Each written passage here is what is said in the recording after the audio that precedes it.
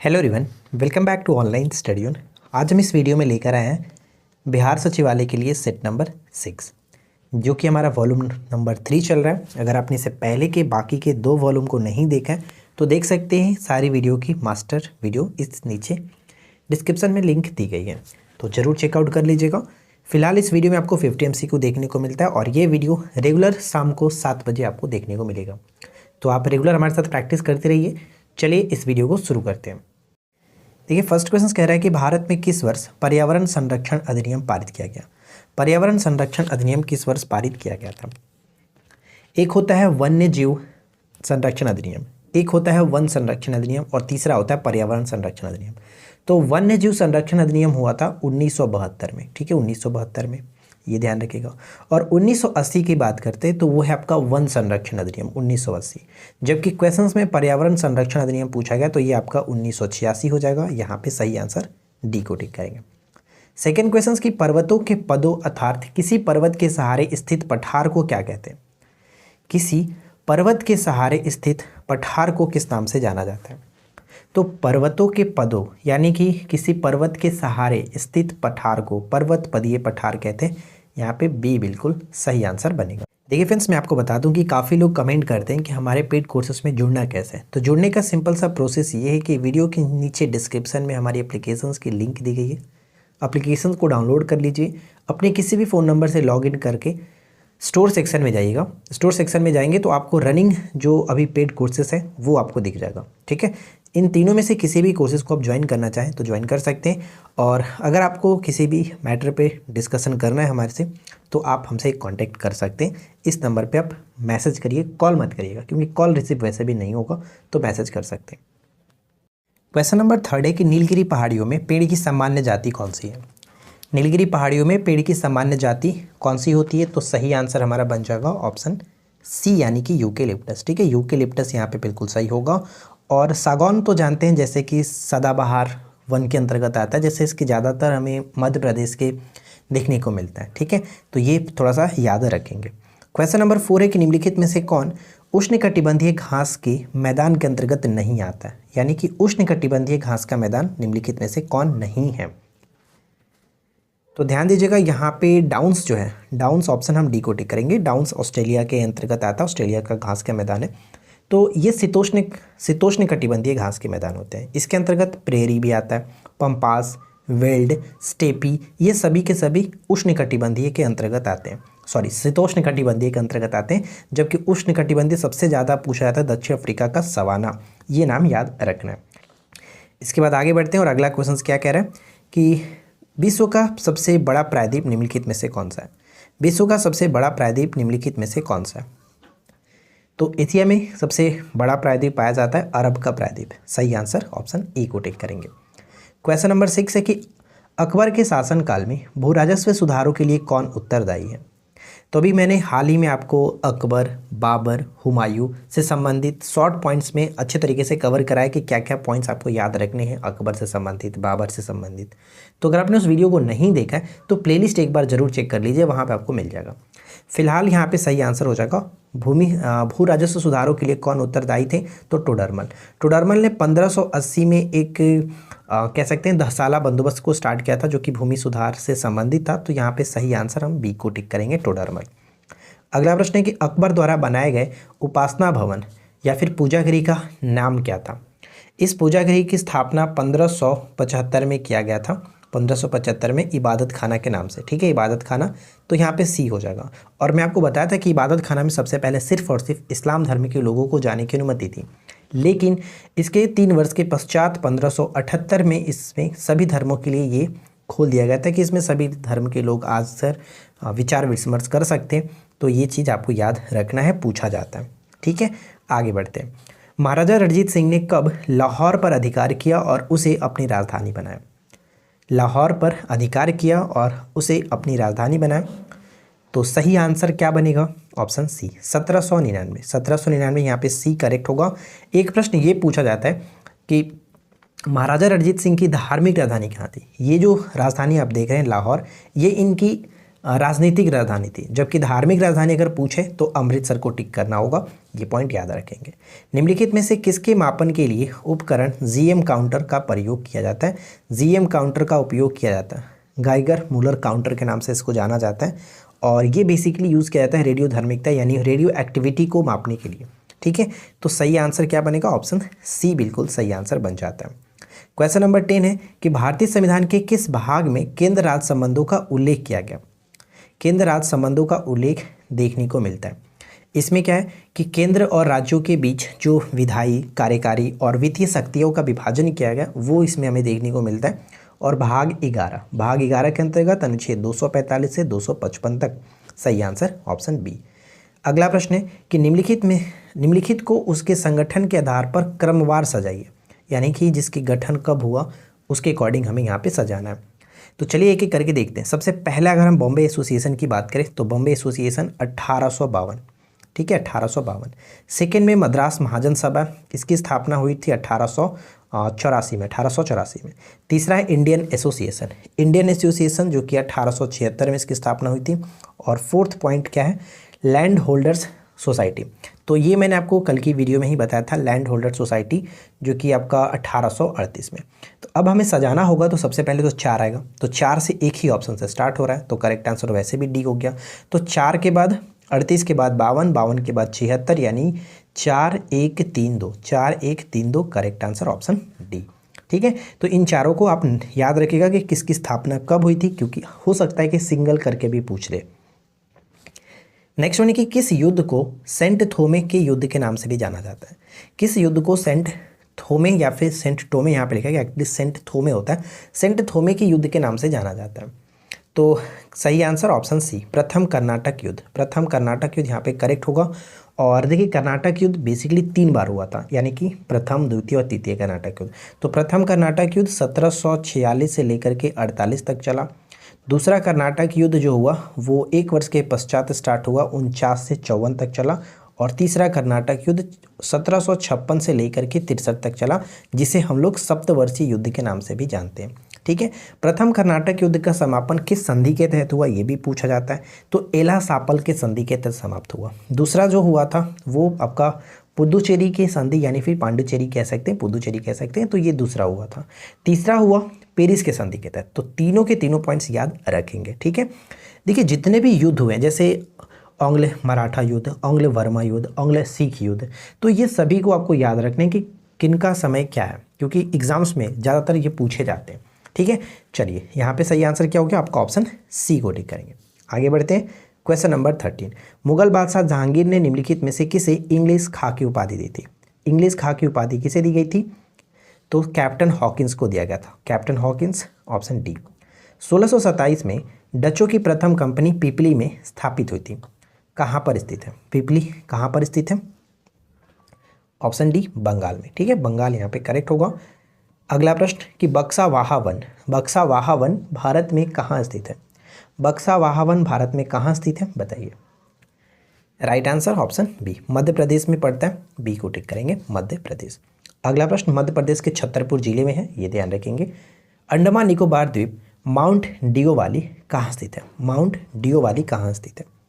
जैसे हम जानते हैं कि अंडमान निकोबार की सबसे ऊंची चोटी सैंडल पीक होता है जो कि उत्तरी अंडमान में स्थित है, लेकिन माउंट डिओवाली कहाँ पर पड़ता है? ये मध्य अंडमान में पड़ता है।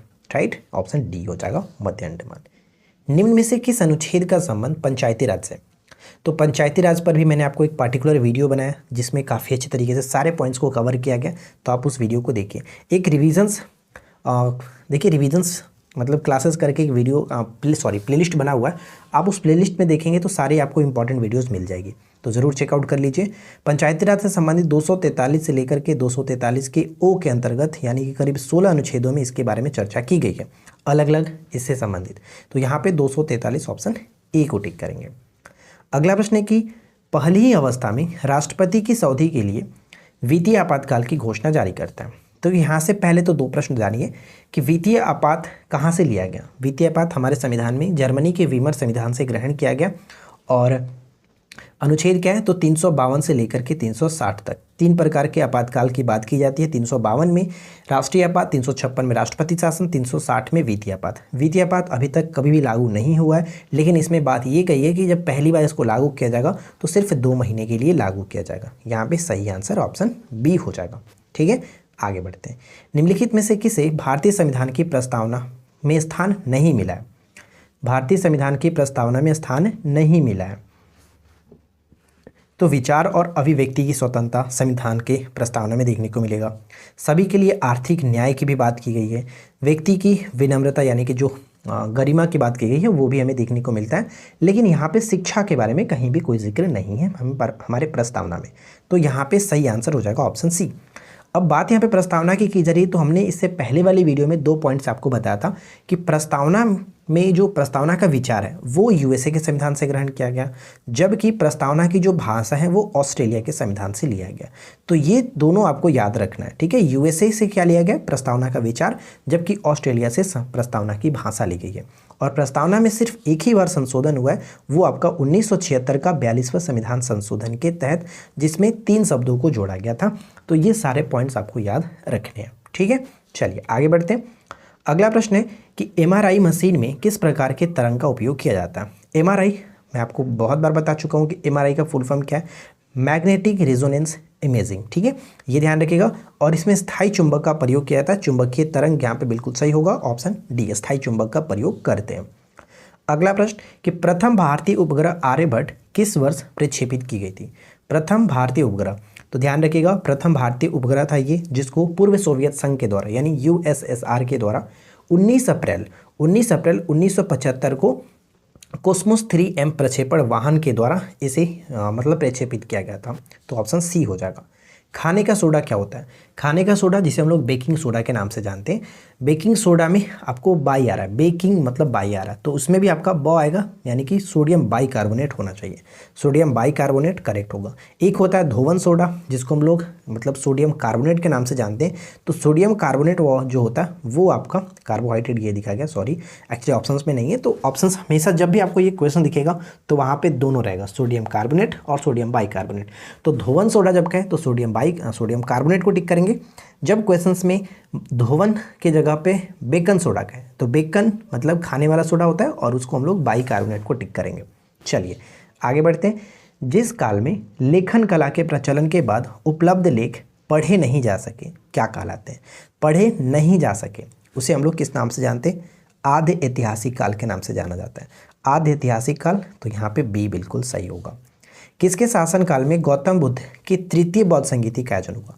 गौतम बुद्ध का जो तृतीय बौद्ध संगीति चल रहा था, पहला कहाँ पे, जैसे कि हम जानते हैं रवे पाक यानी कि तीसरा पाटलिपुत्र में हुआ था। पहला राजगीर, दूसरा वैशाली, तीसरा पाटलिपुत्र, चौथा कश्मीर के कुंडल में। तो तीसरा पाटलिपुत्र में, और किसके समय में, तो अशोक के समय में हुआ था। यहाँ पे सही आंसर ऑप्शन हम बी को टिक करेंगे। तो ये इंपॉर्टेंट होता है, जितने भी बौद्ध संगीति हैं उन सभी को याद रखिएगा, पूछा जाता है, चाहे वो बौद्ध संगीति हो चाहे वो जैन संगीति हो। फतवा जहानदारी निम्नलिखित में से किनके द्वारा लिखी गई पुस्तक है? अभी मैंने मुगल कालीन साहित्य पर भी वीडियो को बताया है, अगर आपने उस वीडियो को भी नहीं देखा है तो यार प्लेलिस्ट चेक करिए, रिविजन्स क्लास को देखिए और सारे वीडियो को टाइम टू टाइम रिविजन्स करते रहिए, क्योंकि वो सभी वीडियो ही एग्जाम्स में पूछे जाते हैं क्वेश्चन। तो फतवा जहानदारी किसने लिखा? जियाउद्दीन बर्नी ने। जियाउद्दीन बर्नी ने, ऑप्शन बी को टिक करेंगे। अबुल फजल ने क्या लिखा था? आईने अकबरी और अकबरनामा अबुल फजल के द्वारा लिखा गया। चलिए इसके बाद आगे बढ़ते हैं। अगला प्रश्न है कि 1767 से 69 में ब्रिटिश और हैदर अली के बीच लड़ा जाने वाला पहला मैसूर युद्ध किसके द्वारा समाप्त हुआ, यानी कौन से संधि के द्वारा समाप्त हुआ? तो हमने तीनों मैसूर युद्ध के बारे में आपको बताया कि किस किस संधि के तहत समाप्त हुआ था। जैसे कि पहला मद्रास की संधि के तहत, दूसरा मंगलौर की संधि के तहत, और तीसरा जो हुआ था वो श्रीरंगपट्टनम के संधि के तहत। तो यहाँ पे फिलहाल सही आंसर ऑप्शन बी हो जाएगा, मद्रास के संधि के तहत। ठीक है, अगला प्रश्न, मुंडक उपनिषद किस वेद के प्रमुख उपनिषद है? मुंडक उपनिषद किस वेद के प्रमुख उपनिषद है? तो यहाँ पे सही आंसर ऑप्शन बी, अथर्ववेद, जो कि हमारा चौथा वेद है, सबसे बाद का वेद माना जाता है। तो सही आंसर ऑप्शन बी को टिक करेंगे। अगला प्रश्न है कि भारत में नोट निर्गमन प्रणाली निम्नलिखित में से किस पर आधारित है? भारत में नोट निर्गमन प्रणाली निम्नलिखित में से किस पर आधारित है? तो सही आंसर क्या बनेगा? ऑप्शन बी, न्यूनतम कोष प्रणाली पर आधारित है। ये प्रश्न बहुत ज़्यादा वीवीआई है, हमेशा पूछा जाता है, तो इसे आप याद रखिएगा। न्यूनतम कोष प्रणाली पर आधारित है। वेनिस ऑफ द वर्ल्ड के नाम से निम्न में से किस देश को जाना जाता है? वेनिस ऑफ द वर्ल्ड के नाम से निम्नलिखित में से किस देश को जाना जाता है? क्या बनेगा? Option C, Sweden. ठीक है, स्वीडन यहाँ पे करेक्ट आंसर बन जाता है। जल्दी से कमेंट करके बताइए कि स्वीडन की राजधानी क्या होती है। स्वीडन की राजधानी क्या है, आप नीचे कमेंट करके बताएंगे। मैंने राजधानी और मुद्रा से संबंधित एक वीडियो आपको प्रोवाइड करा दिया है, उस वीडियो को नहीं देखें तो ज़रूर देख लीजिएगा। निम्न देशों में से किस एक की सीमा कैस्पियन सागर से नहीं लगती है? दुनिया की सबसे बड़ी झील है कैस्पियन सागर, जिसकी सीमा कुल 5 देशों के साथ साझा होती है। ठीक है, इसको सागर क्यों कहा जाता है? क्योंकि इसका क्षेत्रफल बहुत ज़्यादा है। एक्चुअली एक झील ही है, लेकिन इसका क्षेत्रफल बहुत ज़्यादा होने की वजह से इसको एक सागर के रूप में जाना जाता है। तो इसकी सीमा 5 देशों से लगती है, जिनमें से कौन नहीं है? तो यहाँ पे सही आंसर हो जाएगा आर्मेनिया। आर्मेनिया के साथ सीमा साझा नहीं होती है। तो वो कौन कौन से देश है वो भी मैं आपको बता देता हूँ। ईरान, अजरबैजान, और होता है तुर्कमेनिस्तान, होता है कजाकिस्तान, होता है और एक यहाँ पे रूस, याद रखिए रूस, और एक होता है ईरान। यानी कि 5 देश आपको ये ध्यान रखने, 3 ये, 4 और 5। ठीक है, चलिए आगे बढ़ते हैं। अगला प्रश्न है कि निम्नलिखित में से किस वर्ष राजेंद्र प्रसाद को भारत के राष्ट्रपति के रूप में चुना गया था? राजेंद्र प्रसाद को राष्ट्रपति के रूप में चुना गया था, बताइए। तो सही आंसर ऑप्शन सी हो जाएगा 1950 में। 1950 से लेकर के 1962 तक ये राष्ट्रपति के पद पर रहे। और अगला प्रश्न है कि आधुनिक बिहार के निर्माता के रूप में किसे जाना जाता है? आधुनिक बिहार के निर्माता के रूप में सच्चिदानंद सिन्हा को जानते हैं, यानी सही आंसर सी बनेगा। ठीक है, सी करेक्ट। रऊफ और हिक्कत, बताइए कि किस राज्य के नृत्य रूप है? रऊफ और हिक्कत किस राज्य के नृत्य हैं? तो करेक्ट आंसर बी हो जाएगा, जम्मू और कश्मीर, ऑप्शन बी। अगला प्रश्न कि 2005 में योजना आयोग द्वारा सुरेश तेंदुलकर समिति का गठन किस लिए किया गया था? 2005 में योजना आयोग द्वारा सुरेश तेंदुलकर समिति का गठन, तो सुरेश तेंदुलकर समिति का गठन गरीबी के आकलन के लिए किया गया है, तो ये ध्यान रखिएगा। हो सकता है कभी कभी ऐसे पूछ लें कि गरीबी आकलन के लिए सुरेश तेंदुलकर समिति का गठन कब किया गया, तो 2005, ये ध्यान रखेंगे। ठीक है, 2005 करेक्ट होगा। देखिए, योजना आयोग के बारे में मैं आपसे चाहूँगा कि आप लोग थोड़ा सा बताएंगे कि योजना आयोग का गठन कब हुआ, इसके अध्यक्ष कौन होते थे, इसके मतलब ये किस प्रकार का निकाय है। जितनी भी जानकारी आप बताना चाहें योजना आयोग के बारे में नीचे कमेंट करके बताइए। आप लोग देखिए कमेंट से पीछे मत हटिए यार, मैं आप लोगों से पूछता हूँ ताकि आप लोग रिविजन्स भी हो जाएगा। जिनको नहीं पता है वो थोड़ा सर्च करके बताएंगे, जिनको याद है वो एक बार रिपीट करने से कोई ज़्यादा दिक्कत होने वाली नहीं है। देखिए अगला प्रश्न ये कि निम्न में से कौन सी नदी दक्षिण से उत्तर की ओर बहती है? दक्षिण से उत्तर की ओर बहती है।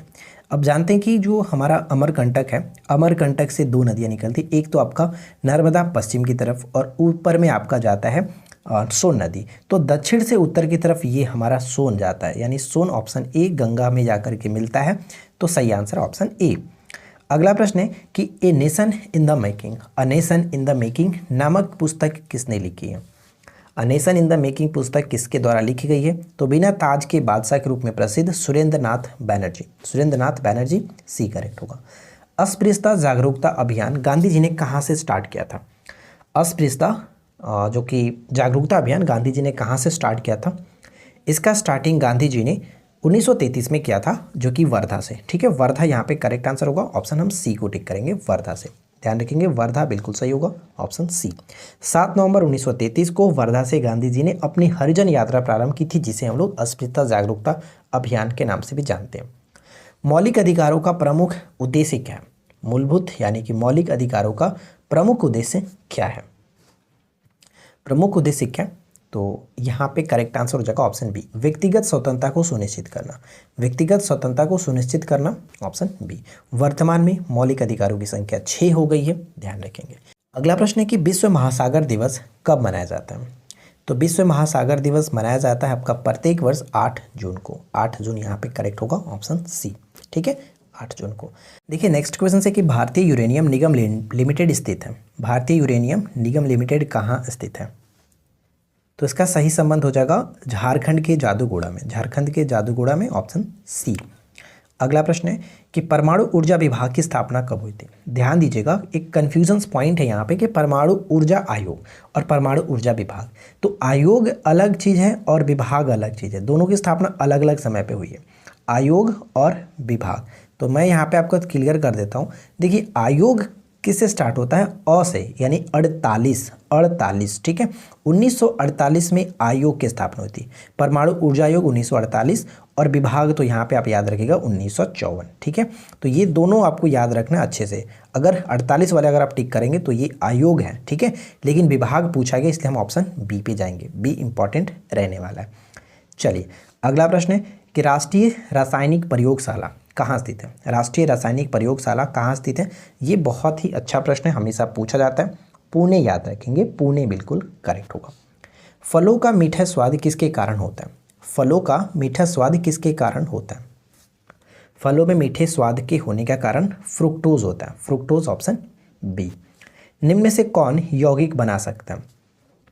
तो देखिए अगर हम बात करें हमारे जितने भी अक्रिय गैस हैं, निष्क्रिय गैस हैं, उत्कृष्ट गैस हैं, नोबेल गैस है, सब एक ही नाम है, तो उनमें से जो ज़ेनॉन होता है वो यौगिक बना सकता है। एकमात्र ऐसा हमारा अक्रिय गैस है जो कि यौगिक बनाता है, जिसको हम लोग XE से डिनोट करते हैं। इसका एटॉमिक नंबर यानी परमाणु संख्या 54 होता है और इसे हम लोग स्ट्रेंजर गैस के नाम से भी जानते हैं, ठीक है। तो ये ध्यान रखिएगा option C.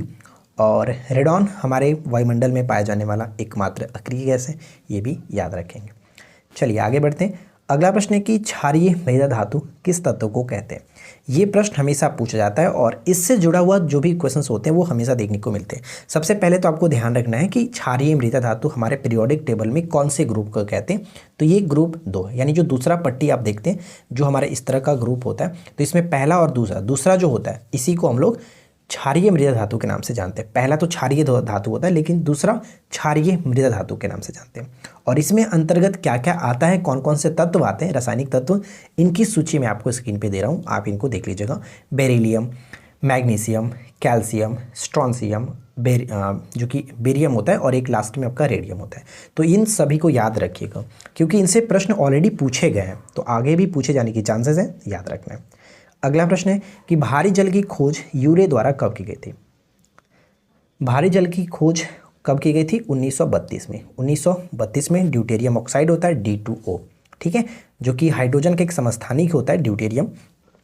Oil of vitriol किसे कहा जाता है? ऑयल ऑफ विट्रियोल के नाम से किसे जानते हैं? तो सल्फ्यूरिक अम्ल को, H2SO4 सल्फ्यूरिक अम्ल को हम लोग जानते हैं ऑयल ऑफ विट्रियोल के नाम से। निम्न में से कौन सा हार्मोन मानव शरीर में रक्त कैल्शियम के स्तर को बढ़ाता है? मानव शरीर में रक्त कैल्शियम के स्तर को बढ़ाता है, वो कौन सा हार्मोन है? तो अगर आपने ऑप्शन बी को टिक है तो बिल्कुल सही है, पैराथॉर्मोन, ठीक है, पैराथॉर्मोन, यहाँ पे बी को टिक करेंगे। इंसुलिन का उत्पादन किया जाता है कहाँ से? अभी इस प्रश्न का राइट आंसर मैं नहीं बताने वाला हूँ क्योंकि ये क्वेश्चन बहुत ईजी है। आप लोग बताइए कि 49 का आंसर क्या होगा, ठीक है। इंसुलिन का उत्पादन कहाँ से होता है, यानी कि हमारे शरीर में कहाँ से होता है, और इसके बारे में आपको जितनी भी जानकारी होगी अच्छे तरीके से एक्सप्लेन करके बताएगा। और साथ ही साथ इंसुलिन की खोज किसने की थी ये भी आपको कमेंट करना है। चलिए अगला प्रश्न ये है, लास्ट क्वेश्चन, कि बेसिलस कालमेट ग्यूरिन, जिसको BCG कहते हैं, अक्सर पूछा जाता है कि BCG का फुल फॉर्म क्या होता है। तो बेसिलस कालमेट ग्यूरिन वैक्सीन मतलब कि निम्न में से किस रोग के रोकथाम के लिए एक टीका के रूप में दिया जाता है? BCG का टीका आपने सुना होगा, तो ये बचपन में ही लगता है और ये क्षय रोग यानी टीबी के बचाव के लिए, टीबी से बचाव के लिए दिया जाता है क्षय रोग। ऑप्शन सी को टिक करेंगे। तो देखिए फ्रेंड्स, यहाँ पे हमने 50 MC को अच्छे से डिस्कस किया। उम्मीद करते हैं कि आपको ये वीडियो अच्छा लगा होगा। वीडियो पसंद आया हो तो लाइक एंड शेयर जरूर करें। दोस्तों आप प्लीज़ शेयर नहीं करते हो यार, आप शेयर किया करें अपने फ्रेंड के साथ, जितना हो सके शेयर करिए। और चैनल पे पहली बार है तो सब्सक्राइब जरूर कर लीजिएगा। मिलते हैं नेक्स्ट क्लास में। Thanks for watching, keep learning, have a good day.